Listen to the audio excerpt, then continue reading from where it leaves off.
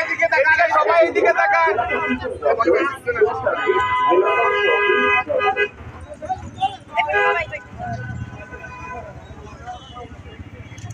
আরে মুরব্বী একটু ঘুরে যান।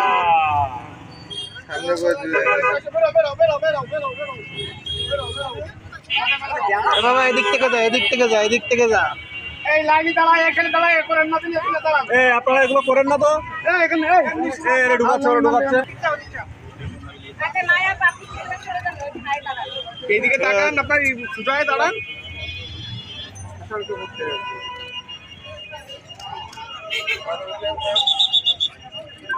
দাঁড়িয়ে ঢুকতে আসেন, দাঁড়িয়ে ঢুকতে আসেন।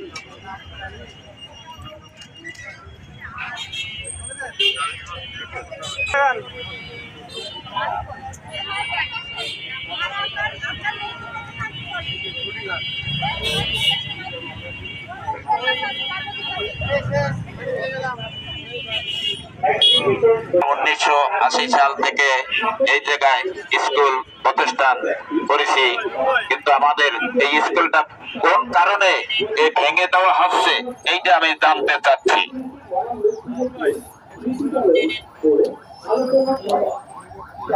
প্রতিবাদ জানাচ্ছি, কোন কারণে আমাদের এই স্কুল প্রতিষ্ঠান ভেঙে দেওয়া হচ্ছে। গরিব বাচ্চাদের ওখানে লেখাপড়া করা হয়, কিন্তু কোন কারণে এই ভাঙে দেওয়া হচ্ছে তার জন্য আমরা এই প্রতিবাদ জানাচ্ছি। আমাদের এই স্কুল এখানে চালানো হচ্ছে, কিন্তু কোন কারণে যে ভেঙে দেওয়া হচ্ছে এইটাই আমরা দুঃখের বিষয়। আমরা এটার প্রতিবাদ জানাচ্ছি। কেন সরকারি জায়গায় দখল করা হবে? দখল করা হবে। আসসালামু আলাইকুম, আমার নাম আলোরেখা। আমি কাজীপাড়া স্কুল থেকে আমরা ৮০ সাল থেকে এই স্কুল শুরু করেছি এবং শুরু করার পরে আমরা স্কুল চলে আসছে এই পর্যন্ত, কিন্তু ওখানকার ওই হাউজিং এর জায়গাকে কিনেছে, তার জন্য আমাদের ওই স্কুলটা ভেঙে দেওয়া হয়েছে, তার জন্য শিশির নাম, তার জন্য আমরা আজ মানববন্ধনে এসেছি। এই আমার দাবি।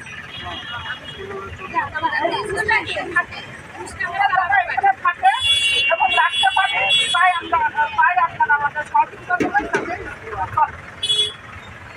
স্কুল চলছে, স্কুলটি ওই এলাকার গরিব মানুষের ছেলেমেয়েরা স্কুলে লেখাপড়া করছে। তো আমাদের উদ্দেশ্য স্কুলটা ওখানে টিকে থাকুক, কারণ তো আমরা চাই আমাদের ওখানে আমরা হাউজিং এর জায়গায় স্কুল ঘর করছিলাম, হাউজিং অনুমতি দিয়েছিল, অনুমতির পরিপ্রেক্ষিতে কিন্তু পাশে একটা কুচক্র দল তারা ওখানে জায়গা কিনে হাউজিং এর কাছে জায়গা নিয়েছে, কি করেছে, তো তারা তাদের বিল্ডিং করার স্বার্থে আমাদের স্কুল ঘর ভেঙে দেওয়ার পরিকল্পনা করছে।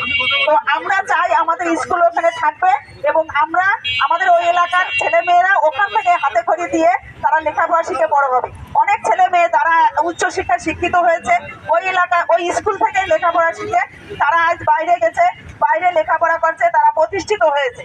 তো আমরা চাই এভাবে ওই স্কুলটা থাকবে এবং এই ৪৫ বছর ধরে কোনো সমস্যা হয়নি। আজ একটা কুচক্রী দল তারা চাচ্ছে আমাদের স্কুলটাকে ওখান থেকে উঠাই দেবে, দিয়ে তাদের স্বার্থে তারা ওই জায়গাটা ব্যবহার করবে। ধন্যবাদ। প্রিন্ট মিডিয়া, ইলেকট্রনিক মিডিয়া ও দর্শকবাদ, আমরা এলাকার একটা সামাজিক সমস্যা নিয়ে এখানে উপস্থিত হয়েছি। এলাকায় যে স্কুল সম্বন্ধে শুনলেন, স্কুলটা আমরা রক্ষা করতে চাই। এটা হচ্ছে ওখানে যারা আবাসিক প্লট ওখানে হওয়ার কথা না, ওটা ব্রিজ সংলগ্ন, ওটা একটা ডাইভার্সিটি উভয় পক্ষে রাখা ছিল ১৯৬৬ সাল থেকে। হ্যাঁ, যখন ওটা হাউজিং স্টেটের কিছু অসাধু কর্মচারী এবং প্রভাবশালী লোকের রাজনৈতিক প্রভাবশালী লোকেদের চেষ্টায় ওখানে প্লট হয়েছে। এই প্লটটা আসলে ঠিক হয়নি, কিন্তু প্লট হওয়ার কারণে ওখানে ছেলে মেয়েদের একটা হচ্ছে মানসিক বিকাশ এবং যারা নিম্ন আয়ের লোক তাদের লেখাপড়ার জন্য এবং পাড়ার মহিলাদের উন্নয়নের জন্য একটা স্কুল করা হয়েছিল। সেটা আপনার যাতে সেই স্কুলটা না থাকে বা ওটা যাতে নষ্ট হয়ে যায় বা ওখানে কিছু বিতর্কিত মহলে বিশেষ চেষ্টা যাতে ওটা দখল হয়ে যায় এটা।